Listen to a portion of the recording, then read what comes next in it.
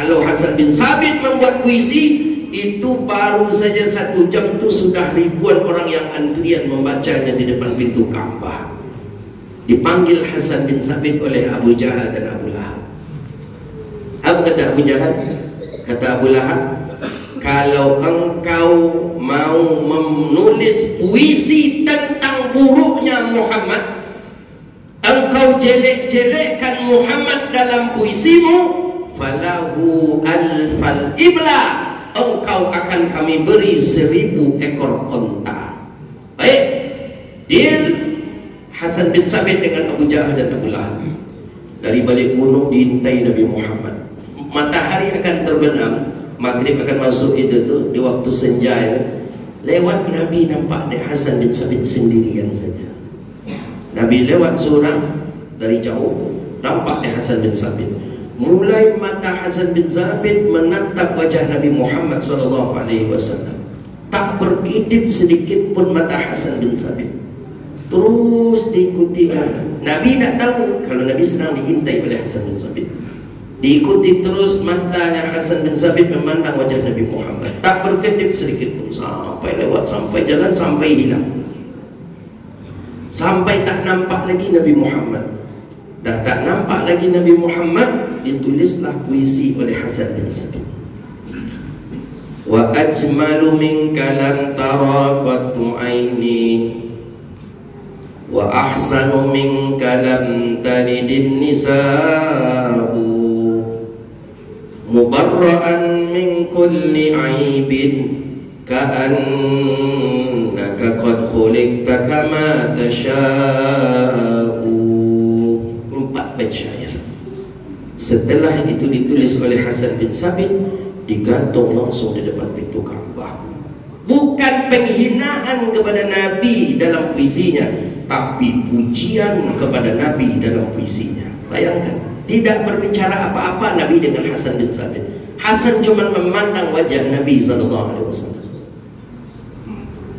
Wa ajmalu minka lam tara qattu aini, tidak pernah mataku ini memandang pandangan yang indah melebihi pandangan wajahmu ya Muhammad. Wa ahsanu minka lam talidin nisa'u, dipastikan engkau dilahirkan oleh seorang perempuan yang suci dan bersih. Khuliqta mubarra'an min kulli aibin, dan engkau diciptakan tidak ada aib dan cacat sedikit pun ya Muhammad. Ka'annaka qad khuliqta kama tasha'u, dan seakan-akan engkau diciptakan oleh Allah sesuai dengan keinginanmu ya Muhammad. Masuk Islam ramai di saat itu karena membaca puisinya Hasan bin Sabit. Hasan bin Sabit dicari oleh Abu Jahal, Abu Lahab. Bismillahirrahmanirrahim. Malam yang paling mulia, kata Imam Bajuri dalam kitab Hasyiat al-Bajuri Fikih Madhab Syafi'i. Malam yang paling mulia itu adalah malam di bulan Rabi'il Awal di hari Isnin. Jadi sempat ada perselisihan ulama. Al-Imam Ibn Rajab Al-Hambali dalam kitab namanya Lataiful Ma'arif fi Mawasim wal Mawarif, ada yang mengatakan mulia itu bulan-bulan Ramadan yang paling mulia. Dia apa bulan Ramadan? Karena di dalamnya ada malam Lailatul Qadar. Kalau beribadat di malam Lailatul Qadar sama dengan beribadah 1000 bulan, 83 tahun. Ada yang mengatakan yang kedua yang mulia itu bulan Sya'ban, karena di dalamnya ada malam nisfu Sya'ban. Allah ampuni, Allah selamatkan umat Nabi Muhammad dari api neraka sebanyak bilangan bulu domba Bani Kilab. Ada dulu di Makkah tu Bani Kilab namanya, dombanya banyak. Saking banyaknya domba tu sejauh mata memandang dombanya aja butuh 1000 ekor himar keledai dan 1000 ekor kalb anjing untuk menjaga dombanya, saking banyaknya. Di malam nisfu Sya'ban Allah selamatkan umat Nabi Muhammad daripada azab api neraka sebanyak bilangan bulu domba Bani Kilab tadi.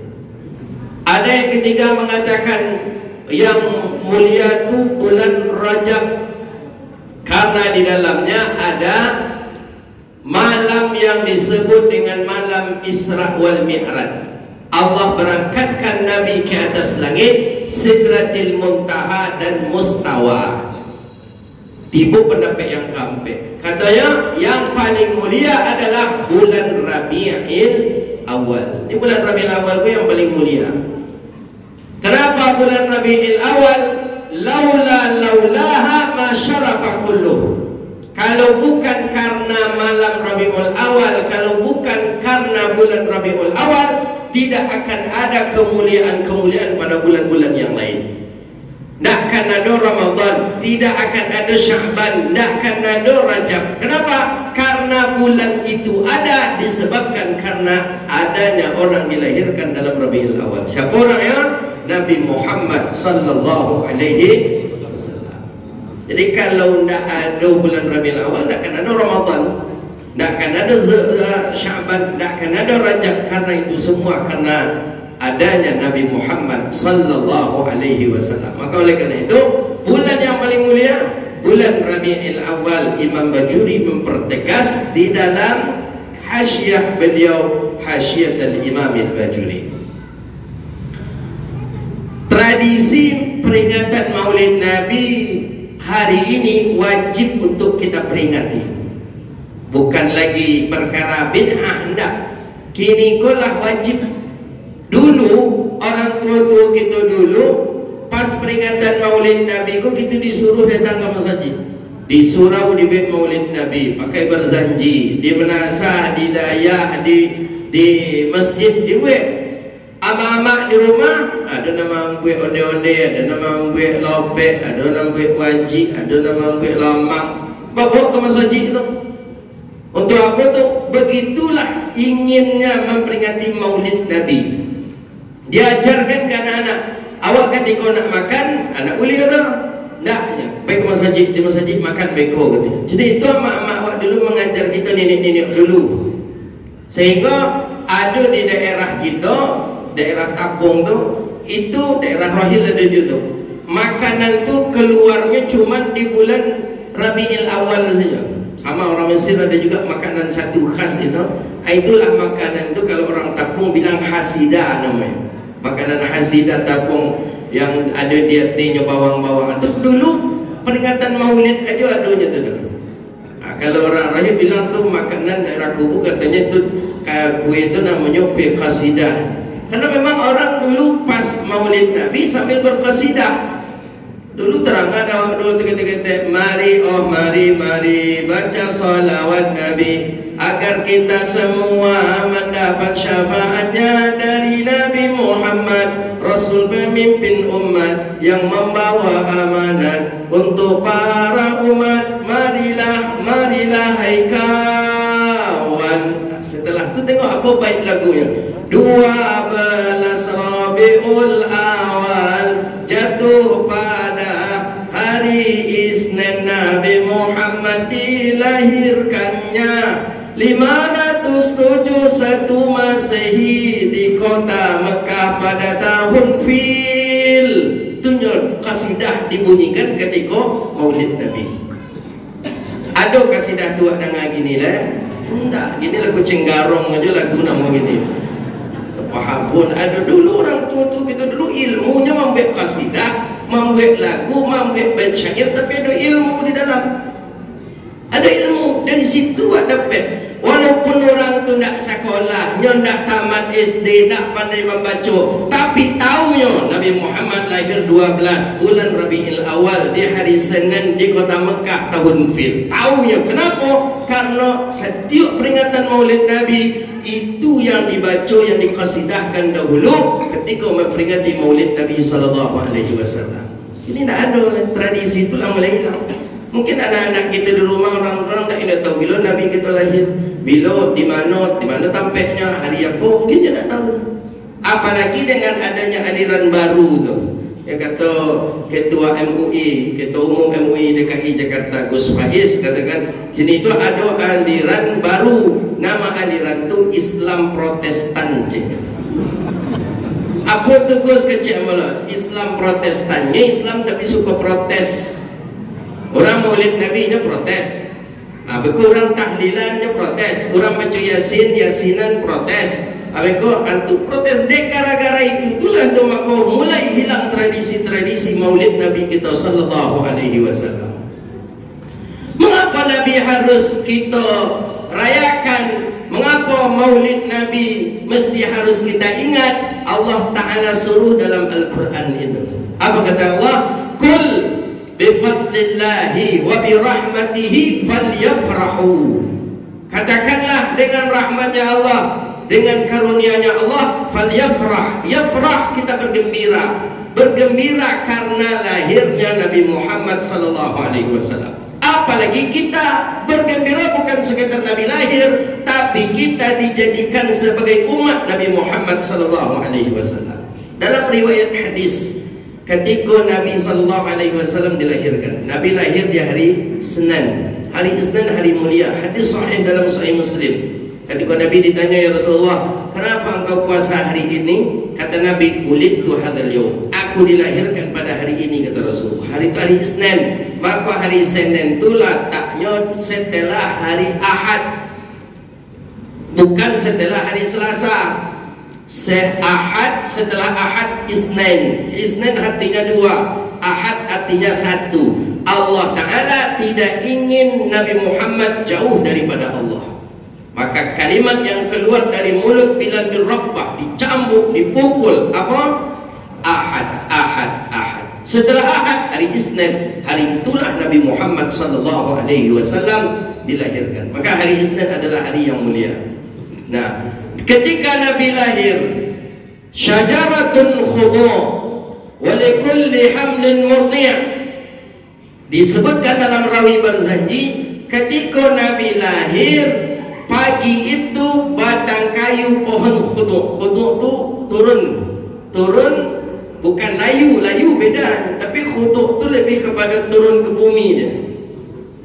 Dan walikulli hamilin murdi', dan binatang ternak yang hamil melahirkan ketika itu. Alun sampai mansunya lah melahirkan. Maka disebutkan di dalam Rawi Barzanji, wa nataqal dabatin bifisahil ansunil arabiyah. Dan makhluk-makhluk di kota Mekah di saat itu berbicara dengan pembicaraan bahasa Arab yang fasih. Makanya di rumah kakek Nabi ketika itu ada Abu Lahab. Di rumah kakek Nabi ada Abu Lahab. Abu Lahab go mambuk untuk Abu Lahab go mengecek Abu Lahab dengan bahasa Arab. Siapa saja penduduk Makkah ketika itu yafrah, gembira. Pas Nabi lahir di pagi hari di subuh tu, digendonglah Nabi oleh Ummu Aiman. Ummu Aiman ko koncoare amak Nabi. Amak Nabi namanya Siti Aminah. Teman dekat. Digendonglah Nabi oleh Ummu Aiman, dibawalah Nabi ke kakeknya. Siapa nama kakek Nabi? Abdul Muttalib. Di rumah Abdul Muttalib waktu itu ada Abu Lahab. Abu Lahab menengok bayi tadi itu dari jauh. Orang-orang pun ketika itu suka. Begitu juga dengan binatang ternak, begitu juga dengan buah pohon segala macam. Riang gembira Makkah ketika itu. Sang kakek pun gembira. Tanpa berpikir panjang, Abu Lahab pulang ke rumahnya. Dek sanang hati, Abu Lahab punya budak. Budak tu namanya Suwaibatul Aslamiyah. Dimerdekakan budaknya tu di Abu Lahab. Kata Abu Lahab, hai Suwaibah, bila pula aku merdekakan engkau. Tahu tak Bapak Ibu apa penyebabnya? Dek terlampau sanang karena Nabi Muhammad dilahirkan. Disebabkan karena Abu Lahab memerdekakan budak tadi, Abu Lahab Allah ringankan azab kubur untuknya setiap hari Isnin. Ini riwayat ini sahih. Setiap hari Senin diringankan azab kubur untuk Abu Lahab. Bukan nak diazab. Abu Lahab telah jadi orang cilaku. Jadi dalam Quran disebut. Tapi khusus setiap hari Isnin diringankan azab untuk Abu Lahab. Apa penyebabnya? Fa innahu yafrahu 'inda maulidih, bahwa Abu Lahab gembira, senang hati ketika Nabi dilahirkan. Itu Abu Lahab tu. Awak nak Abu Lahab. Seorang mukmin Muslim gembira kita dengan maulid Nabi, tentu lebih-lebih lagi Allah berikan perolehan pahala dan ganjarannya dibandingkan dengan Abu Lahab.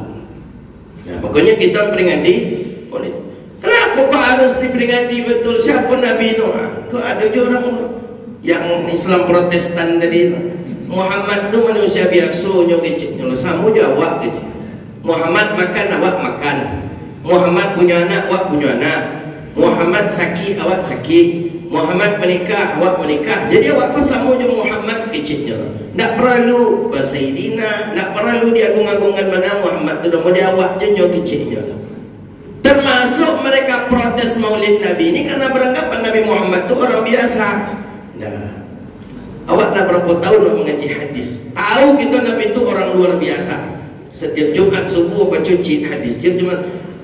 Tahu kita kedudukan Nabi itu bukan orang biasa-biasa saja. Dari sisi nama saja Allah Ta'ala meletakkan nama Nabi Muhammad di samping nama Allah. La ilaha illallah. Setelah itu Muhammadur Rasulullah. La yasihu imanuhu illa bih. Tidak sah iman seseorang kalau tidak mengucapkan nama Nabi Muhammad. Ada mu'allaf niyo masuk Islam, dibantu syahadat.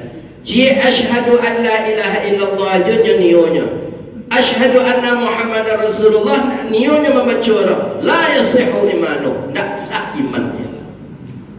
Nah, kalau memang kita sama dengan Nabi Muhammad, cuba letak nama awak di samping nama Allah. Cuba, siapa nama awak? Tukijan, Tukimin, cuba letak di situ. La ilaha illallah Tukijan Rasulullah. Boleh tak? Nah, itu tanda Nabi itu bukan orang biasa. Ahmadiyah sesat dek gara-gara ndak niyo menyebut nama Nabi Muhammad. Syiah Al-Aliyah sesat gara-gara itu. Ada Syiah namanya Syiah Al-Aliyah. Syiah itu ada 12 pembagian Syiah. Jenis Syiah itu ada yang 12. Yang paling parah Syiah Al-Aliyah namanya. Itu merubah lafaz tasyahud. Asyhadu an la ilaha illallah wa asyhadu anna Ali Rasulullah. Sesat. Ada lagi Ahmadiyah. Nama nabinya Mirza Ghulam Ahmad dari India. Dirubah lafaz tasyahud. Asyhadu an la ilaha illallah wa asyhadu anna Mirza Ghulam Ahmad Rasulullah. Sesat. Begitulah mulianya Nabi Muhammad. Dari sisi nama saja tidak ada yang bisa menandingi Nabi Muhammad sallallahu alaihi wasallam. Kalau memang yo dalam azan sajalah azan. Itu tak bisa wah. Lah 20 tahun nampak kau di azan indahnya bisa apa kau menyebut nama ini di dalam azan tu. Cubalah apa tu sampai namanya dalam azan tidak tambah ramai orang datang ke masjid. Tak bisa. Begitu kedudukan Nabi Muhammad. Asyhadu anna Muhammadar Rasulullah. Nabi Muhammad mulia. Mulia nama. Kemudian mulia apa? Mulia nasab. Nasab Nabi itu mulia. Ayah amak Nabi memang hidup di zaman jahiliyah, tapi ayah amak tak pernah berzina, tak pernah makan haram, tak pernah berjudi, tak pernah mengambil harta orang lain. Maka disebutkan nasabun tahsibul ula bihulahu qaladat hanujumahal jauzahu. Mulia Nabi Muhammad nasab. Ayah hidup zaman jahiliyah, ayah tak pernah minum khamar. Amak hidup zaman jahiliyah, amak tak pernah berzina, na'udzubillah. Makanya Nabi katakan apa? Ulidtu, aku dilahirkan dari rahim yang bersih dan dari sperma yang suci. Itulah lahir nurun ala nur, cahaya di atas cahaya. Itulah Nabi Muhammad sallallahu alaihi wasallam. Maka menurut akidah kita Ahlus Sunnah wal Jamaah, Nabi, ayah Nabi, ibu Nabi masuk surga. Berbeda dengan akidah kawan-kawan Salafi. Menurut kawan-kawan kita dari Salafi, Wahabi, mereka mengatakan ayah dan anak Nabi masuk neraka. Tengok, buka kajian mereka. Ustaz Khalid Basalamah, Ustaz Firanda, tengok apa menurut mereka tentang ayah mak Nabi. Menurut mereka jelas mereka mengatakan ayah mak Nabi masuk neraka. Itu yang membedakan mereka dengan kita. Dia awak enggak, dia awak ayah amat Nabi masuk surga. Mana dalil? Dalam Al-Quran surah Al-Isra ayat 15. Di sana jelas Allah tegaskan, wa ma kunna mu'adzibina hatta nab'atha rasula. Tidak diazab suatu kaum sampai diturunkan seorang rasul ke dalam kaum itu. Surah Al-Isra ayat 15. Ayah Nabi meninggal dunia, Nabi lah diangkat menjadi rasul. Alun. Amat Nabi meninggal dunia, Nabi lah diangkat menjadi rasul. Belum. Zaman kosong Nabi, zaman kosong wahyu, itulah disebut dengan zaman ahli fatrah. Orang yang berada di zaman ahli fatrah, najun, mereka selamat dan masuk surga. Itu pendapat ulama 4 mazhab Ahlus Sunnah wal Jamaah, Syafi'i, Maliki, Hanafi, Hambali. Iko yang berat membedakan kita dengan kawan-kawan Salafi, Wahabi. Hadirnya malam gue, hadir malam beri pantang dari ngoyo. Itu yang perlu di kabeh kue arek-arek sampaikan ke anak-anak kita, ke istri, ke suami kita. Mereka kurang adab ke Rasulullah, kurang ajar ke Rasulullah. Keciknya ayah mak Nabi masuk neraka. Dia apa? Karena ayah mak Nabi belum beriman kepada Nabi, sudah meninggal dunia. Kadang awak kadang terkicau lu nak mencari minantu, ketujuh lu nak menjangwit mode itu tu kadang lain. Gagah jangwit apa? Boleh mati, nak boleh macam Yasin lah. Mati tu dua jemaah kita. Mati apa tu nak boleh baca Yasin orang ke rumah dia, nak boleh takziah. Mohon maaf Pak, nyanyalah ke Pak RT, ke RW, ke masyarakat kami nak takziah di rumah kau doh. Hah? Mintu awak angtu setiap ada orang meninggal dunia di komplek ko, di kampung ko, inyo na memimpin baca Yasin. Iyo tu ayah tu kebatang kini nyo na meninggal dunia. Masyarakat ingin baca Yasin. Mohon maaf Pak, tak bisa Pak. Ado berlaku tu di rumah ya, di Bangkinang ada. Dapik nama dia, ko yung minantu ko yung lah. Iko lah parah iko ko. Makanya Pak kalau nak menjadi minantu cari mana lalu tanya lalu. Kau mati dan besok ni boleh ada orang baca Yasin di rumah kau. Gitu pertanyaan cik karajo taruh dia ditanya. Karajo juang jadi karajo nya. Nak tangku dia nya mati dan nak baca Yasin. Banyak ini. Itu akidah mereka tu salah satu akidah mereka. Yang paling fatal perbedaan kawan-kawan Salafi dengan kita Ahli Sunnah wal Jamaah dalam bab itu dulu. Mereka mengatakan ayah mak Nabi masuk neraka. Di kita enggak. Jangan banyak dalil hadis ayat pak cari le. You tak bongak ke jalannya orang kampung Pamamur. You tak bongak saja. Orang waktu masuk surga. Tiba amat awak lepas masuk neraka. Kata masuk itu. Kullu ummati yadkhuluna al-jannah, kata Nabi, seluruh umatku masuk surga. Bahkan ada dalam Sahih Muslim 70.000 orang yang Allah jamin masuk surga tanpa pakai hisab. Mudah-mudahan kita termasuk bagian daripada itu. Amin. Mati kita, dikuburkan, kiamat langsung kita masuk surga tanpa melewati siratal mustaqim, tanpa melewati yaumil mizan, tanpa melewati timbangan, tak langsung. Tanpa hisab 70.000 banyak. Dijamin Nabi. Mungkin ayamat Nabi di pelopeh dia namanya Yusuf neraka. Jangan usah cari hadis, nak usah cari ayat lagi. Jutak saja. Jangan manusia, ayam aja sayangnya ke induk apa? Ayam tu. Kok kita manusia? Nah, maka kenapa perlu memperingati Maulid Nabi? Untuk mengingatkan kembali ke masyarakat, mengingatkan kembali ke kaum muslimin, Nabi Muhammad mulia nama, Nabi Muhammad mulia nasab. Jadi jangan kita tuduh Nabi Muhammad ayah mak ni di zaman jahiliyah banyak maksiat yang dikerajokan. Tak ada.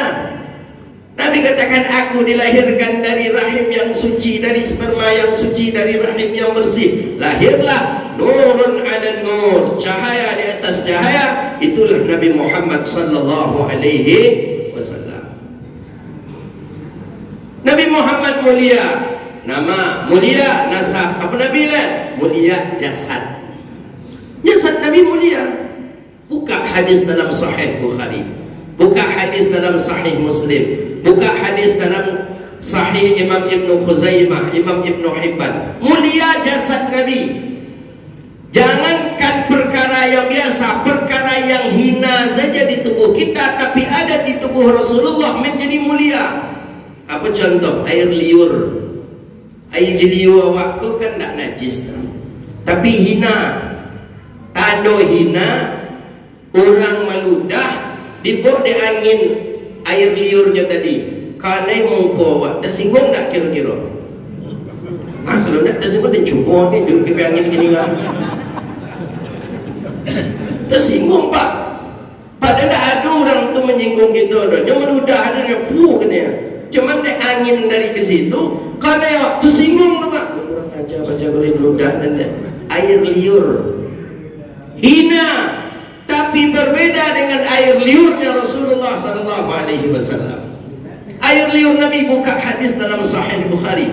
Hadisnya ada dalam Sahih Imam Al-Bukhari, ada dalam Sahih Muslim, ada Sahih Imam Ibn Hibban, ada. Air liur Nabi dawa, air liur Nabi syifa, obat, ubek. Ketika perang ada nama sahabat Salamah bin Aqwa nama radhiyallahu taala anhu. Salamah bin Aqwa ni pedang orang Arab, pedang orang kalau berperang tu tajam lah. Mana nak punya kebun sawit, nampak egrek tukang panen tu, sekali ayun macam itu putui dia apa tu. Pedang orang perang tu lebih tajam dari egrek tukang panen tu. Konen seketik aja terbuka, mengangu langsung. Bahkan dalam riwayat hadis tu bisa masuk 4 jari tangan Salamah bin Aqwa. Dulu mana ada seperti awak dengan kini kau disuntik berhenti darah dia giubek. Dulu tu diikat saja. Diikat, kalau darah berhenti bertiada harapan umurnya panjang. Tapi kalau diikat ternyata darahnya masih keluar, tu berarti tak ada kemati dia.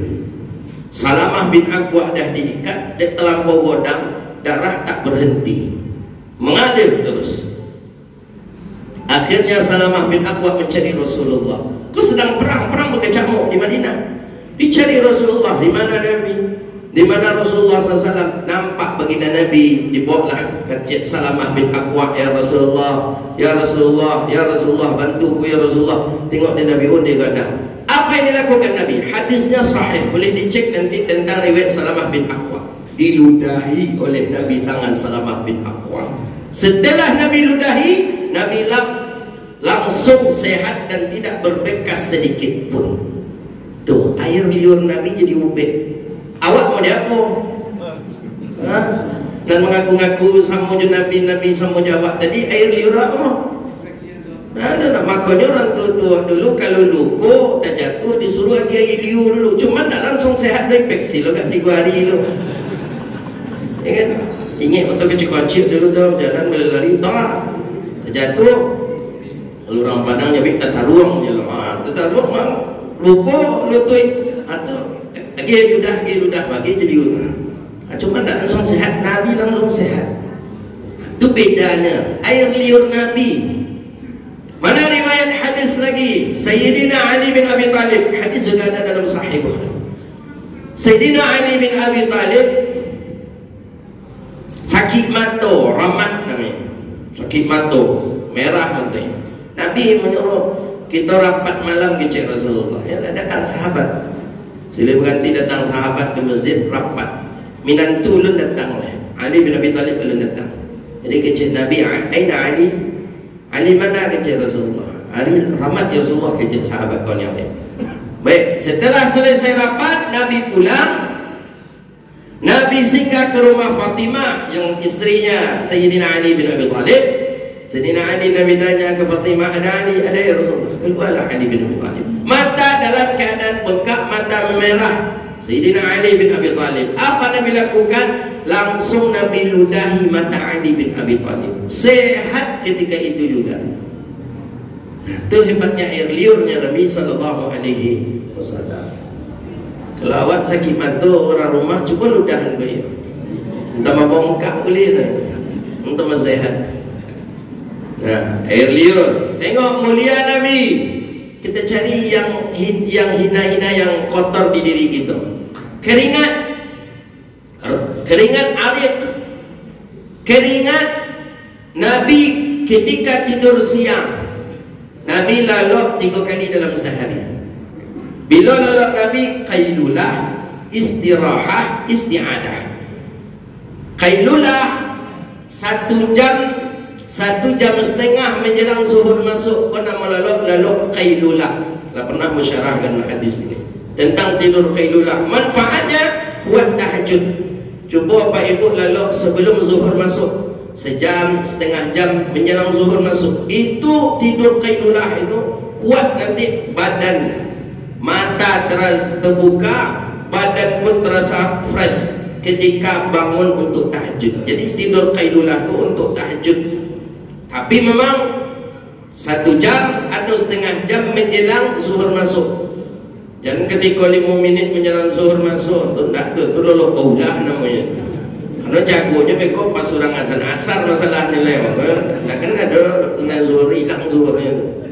Tidur Nabi, tidur qailulah. Sebelum zuhur, ya mana ada AC di Madinah dulu Pak, kipas angin pun tak ada. Nabi lalu Nabi tidur beralaskan enyam pelepah kurma.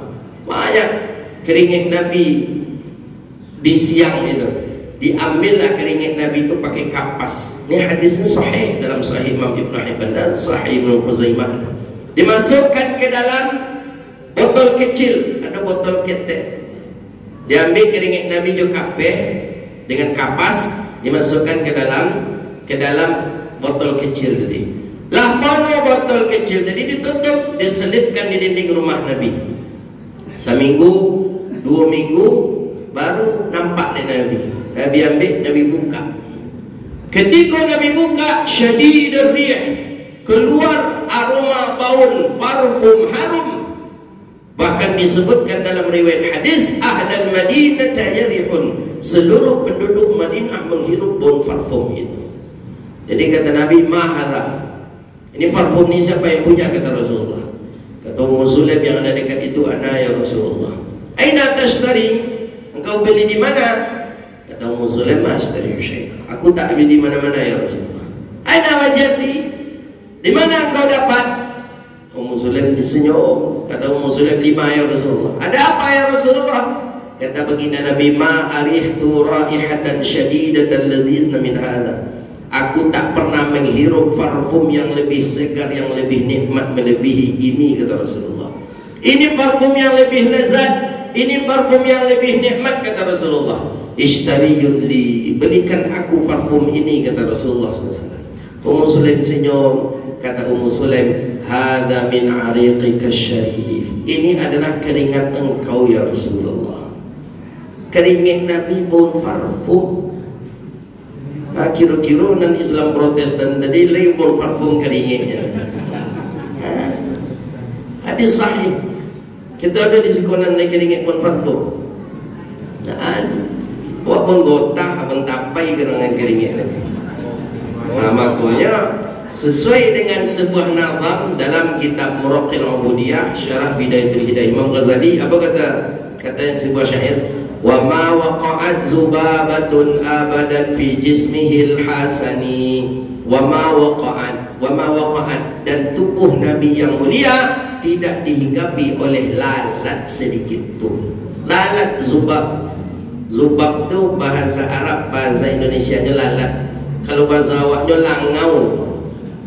Langau dak inggup di tubuh Nabi yang mulia. Dapur karena baunya tubuh beliau, bau parfum. Hadis sahih. Awak siapa yang tak pernah diinggapi dek lalat? Nah, itu dia. Pasti sodonya pernah. Karena inggup di muka awak, karena masuk ada muncung awak kadang. Itu tanda hinanya gitu. Lalat, hina, zubab. Zubabatun abadan fi jismihil hasani wa ma waqa'at zubabatun abadan fi jismil. Jadi zubab tu artinya lalat. Maka jadi beklo nama anak zubab lah. Kalau lo ni anak ni hanya panggilan anak agak gaul ubab kecil. Yang dia panggilan anak ubab. Jadi nama anak zubab seputra. Boleh balangau taruh ya nak. Dia nak gaul je rupa salah hati je rupa. Apa boleh kemuliaan Nabi? Ya kalau buat sampai kemuliaan Rasulullah hatta infadatil yaum katanya, sampai hari kiamat pun takkan selesai kita menyebutkan kemuliaannya Rasulullah sallallahu alaihi wasallam. La haddan bi fadli Muhammad. Tidak ada batas kita untuk menyebut kemuliaannya Rasulullah sallallahu alaihi wasallam. Itu baru keringat, baru air liur. Apa Nabi lah? Darah haram hukumnya, tak boleh dimakan, tak boleh diminum. Sepakat para ulama, dan bahkan sudah menjadi ijma'. Ijma' itu kesepakatan para ulama. Haram, tak boleh dimakan, tak boleh diminum darah. Tapi berbeda dengan darahnya Nabi Muhammad. Apa? Nabi ketika hadis sahih dalam Sahih Imam Ibn Hibban, riwayat daripada Sayyidina Abdullah bin Zubair, Nabi ketika demam, Nabi itu ubitnya babakam, hijamah namanya. Maka Nabi itu kalau sakit ubitnya dua saja, habbatus sauda wal hijamah. Minum habbatus sauda, kemudian Nabi berbekam. Kalau susu, madu itu suplemen tambahan dari Rasulullah. Memang dalam seterwet itu juga sebagai obat. Tapi yang sering Nabi pakai obat habbatus sauda kalau nak Nabi berbekam. Babakam, bakam itu kan ambil darah. Ambil berbekam, dimasukkan Nabi ke gelas kecil darah Nabi, masukkan ke gelas ketek darah Rasulullah. Setelah gelas itu pun penuh, datanglah Abdullah bin Zubair ke rumah Nabi. Apa kata Rasulullah? Antarmiha, buang darahku ini, kata Rasulullah. Fi makanin la yarahu nas, buang darahku ini di tempat yang tak dilihat oleh manusia. Beda Rasulullah. Dia ambil dari Abdullah bin Zubair gelas Nabi tadi, jalan Abdullah bin Zubair belakang rumah Nabi. Belakang, jalan, mandang kiri kanan. Tak ada nampak rumah orang Abdullah bin Zubair, kan dibuanglah gelas tadi, darah tadi. Buang ke kanan tak je bisa, dibuang ke mungkun tak je, buang ke kiri tak je. Kenapa? Berfikir Abdullah bin Zubair, Nabi menyuruh buang, di mana kan dibuang? Nabi nyuruh ditampek, nandak ditengok dia orang. Ke mana kan dibuang? Kasiko tak bisa, kasiko ini orang. Nanti nyo nampak je, buang kasiko nampak je, buang kasiko nampak je. Kecek Nabi ditampek, nandak ditengok dia orang. Akhirnya apa? Dipejam matanya oleh Abdullah bin Zubair, diminum darah tadi. Padahal darah hukumnya haram, tak boleh, darah tak boleh diminum. Tapi Abdullah bin Zubair tak ada cara lain, dipijak dengan matanya, dia minum darah. Pulang balik menghadap Rasulullah, gelas dalam keadaan kosong. Kecik Nabi, antarmiha, engkau buang? Ya Rasulullah. Di mana? Di tempat yang engkau suruh ya Rasulullah. Kecik Nabi yang suruh di mana? Kecik Rasulullah. Ditampek dan tak ditengok ada orang ya Rasulullah. Kecik Nabi di mana? Nabi pun bingung di mana tampeknya. Kecik Abdullah bin Zubair, syarabtu ya Rasulullah, aku minum darah itu ya Rasulullah. Apa kata Nabi? Man khana ta'damuhu ala dami dakhala al-jannah ma'i. Siapa yang bercampur darahnya dengan darahku, maka akan masuk surga denganku. Dek gara-gara minum darah Rasulullah, Abdullah bin Zubair dapat tiket masuk surga Rasulullah sallallahu alaihi wasallam. Ya, itu tanda mulia ya Rasulullah sallallahu alaihi wasallam. Boleh air liur, keringat, darah, apa Nabi mulia. Seluruh yang ada pada diri Rasulullah ikut mulia. Makanya layak Nabi kita peringati kelahirannya, layak Nabi kita hidupkan dan kita bergembira dan bersyukur kepada Allah telah dijadikan kita sebagai umat Nabi Muhammad. Terakhir, Nabi itu mulia akhlaknya. Akhlak mulia. Ketika datang sahabat bertanya ke Sayyidah Aisyah, Ya ummahatil mu'minin, ya Sayyidatuna Aisyah, wa kaifa akhlaq Rasulullah fi baitih. Bagaimana akhlak Nabi Muhammad di rumah? Sayyidah Aisyah menjawab, akhlaqul Quran. Akhlak Nabi itu Quran. Apa maksudnya Quran? Sempurna. La yahtaju ziyadata wala nuqsan. Nabi itu akhlaknya seperti Quran. Quran tak butuh kepada tambahan dan tak boleh dikurangi. Sempurna akhlak Rasulullah. Quran ketika dibaca mendapatkan hidayah, bertambah iman. Begitu dengan Nabi Muhammad. Memandang wajah Nabi Muhammad akan tertancap iman di dalam dadanya. Boleh kita lihat sahabat-sahabat yang karena cuma memandang wajah Nabi langsung Allah beri iman. Siapa? Umar bin Khattab. Tidak ada dosa yang tidak dilakukan oleh Umar. Semua dosa pernah dilakukan oleh Umar bin Khattab radhiyallahu taala anhu. Tapi ketika Sayyidina Umar berjumpa dan bertatap wajah dengan Rasulullah, Sayyidina Umar pun Allah tanamkan iman di dalam dadanya. Siapa lagi? Abi Musa Asy'ari dari Yaman. Siapa lagi? Abi Zar Al-Ghifari, seorang penyamun, perampok di kampungnya, tokoh suku di kampungnya. Ketika bertatap bersimpuh berhadapan Nabi sallallahu alaihi wasallam, Allah tanamkan iman dan tidak goyah sedikit pun. Nah, itulah yang disebut dengan rawi barzakh.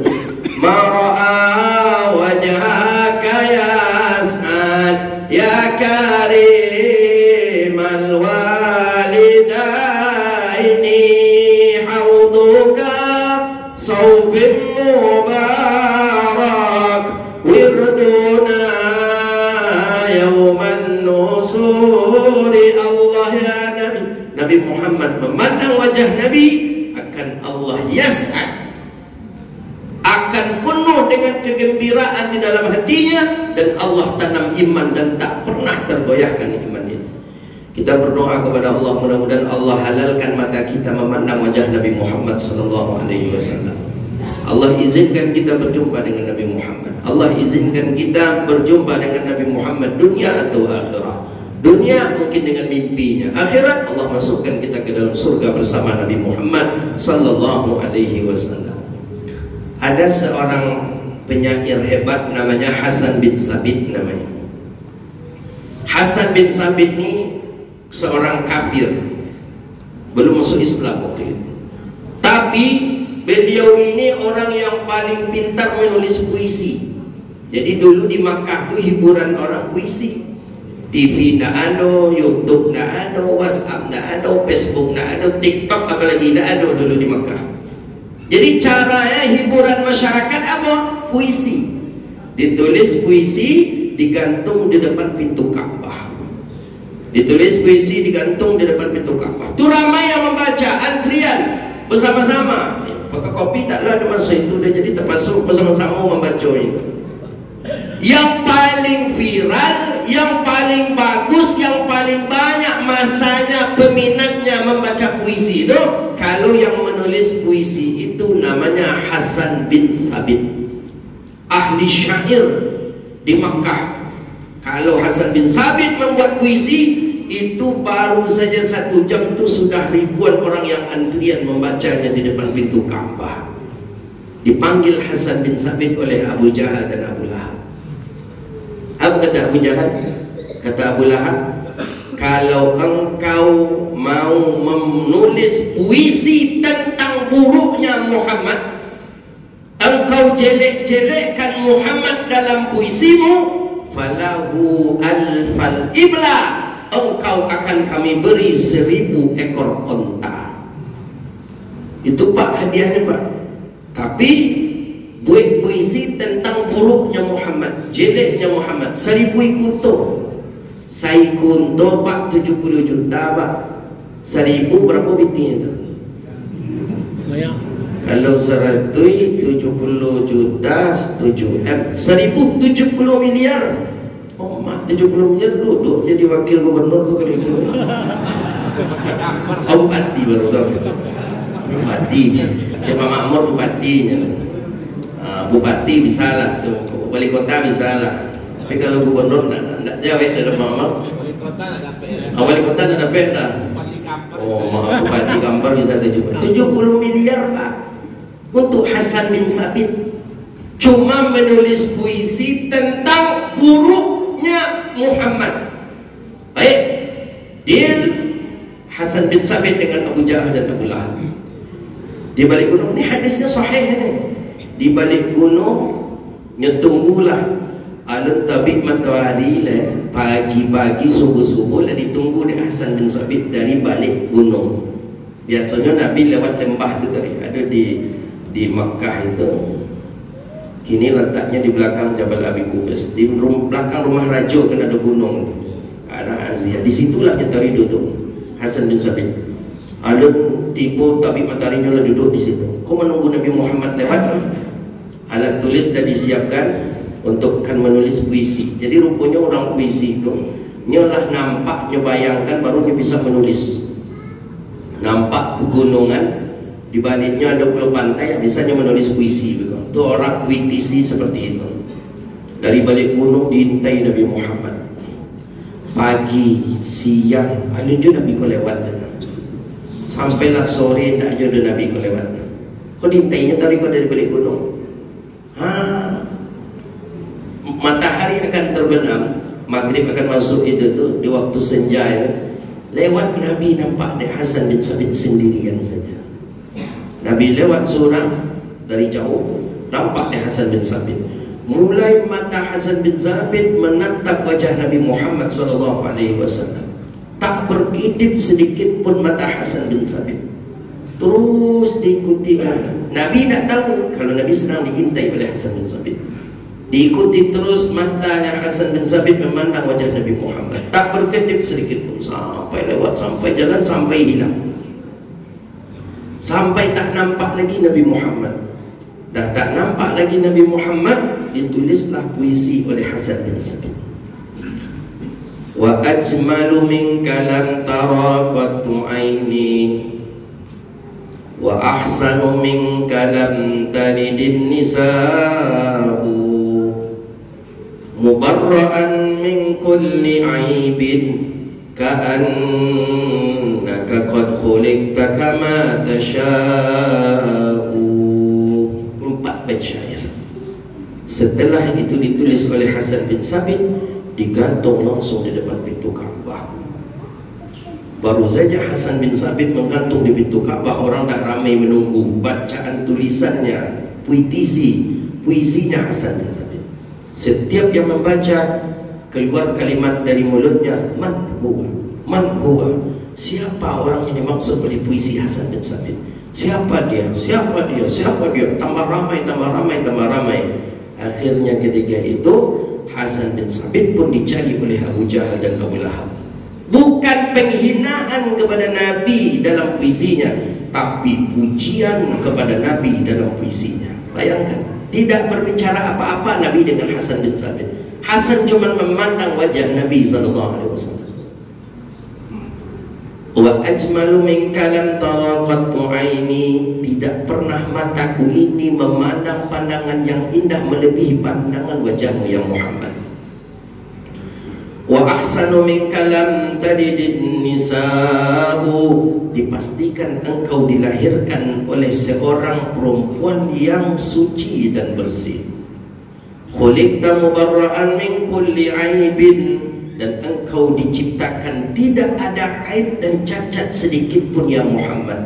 Ka'annaka qad khuliqta kama tasha'u, dan seakan-akan engkau diciptakan oleh Allah sesuai dengan keinginanmu ya Muhammad. Masuk Islam ramai di saat itu karena membaca puisinya Hasan bin Sabit. Hasan bin Sabit dicari oleh Abu Jahal Abu Lahab karena telah ingkar kepada janjinya. Dapat ditangkap, diikat, diseret dan akan dibunuh Hasan bin Sabit saat itu. Tapi pemuka Quraisy rapat kembali, mereka mengusulkan jangan dibunuh Hasan bin Sabit. Kalau Hasan bin Sabit dibunuh, tidak ada lagi pujangga puitis yang baik penduduk Makkah yang tinggal, cuma Hasan bin Sabit. Akhirnya Hasan bin Sabit dilepaskan. Hasan bin Sabit pun lari hijrah ke Madinah mengikuti para sahabat Nabi sallallahu alaihi wasallam. Nah, karena memandang wajah Nabi timbul iman. Memandang wajah Rasulullah, Allah tancapkan iman. Hari ini kita tidak bisa memandang wajah Nabi kita, tapi kita masih bisa mengamalkan yang ditinggalkan oleh Nabi kita sallallahu alaihi wasallam, membaca hadis-hadis Nabi, mengamalkan sunnah Rasulullah, memperbanyak mengucapkan salawat dan salam kepada Nabi sallallahu alaihi wasallam. Abu Jahal, Abu Lahab kenapa tidak nyesat? Abu Jahal itu tidak pernah menatap wajah Nabi. Abu Lahab begitu juga, tidak pernah duduk bersimpuh di hadapan Rasulullah menatap wajah Nabi. Tidak pernah rapat musyawarah pun tidak pernah dengan Rasulullah. Coba kalau dia menurut, akan Allah tanamkan, tancapkan hidayah iman kepada orang yang berjumpa dan memandang wajah Nabi kita sallallahu alaihi wasallam. Nah, itulah kajian kita pada hari ini. Inilah Maulid Nabi, di dalamnya dibaca kisahnya Rasulullah untuk menambahkan mahabbah, cinta kita dan kasih sayang kita kepada baginda Nabi kita sallallahu alaihi wasallam. Mudah-mudahan kita termasuk daripada orang-orang yang mendapatkan syafaatil uzma, syafaat Nabi kita sallallahu alaihi wasallam. Rabbana atina fid dunya hasanah wa fil akhirati hasanah wa qina adzabannar. Allahumma faqihna fid din wa 'allimna at-ta'wil wa hdina ila siratikal mustaqim. Rabbana innana amanna waghfir lana dhunubana wa kaffir 'anna sayyi'atina wa tawaffana ma'al abrar. Rabbana atina fid dunya hasanah wa fil akhirati hasanah wa qina adzabannar. Wa sallallahu ala sayyidina Muhammadin wa ala alihi washabbihi ajma'in. Walhamdulillahi rabbil alamin. Demikian, mohon maaf, wabillahi taufiq wal hidayah wal ridha wal inayah. Wassalamu alaikum warahmatullahi wabarakatuh.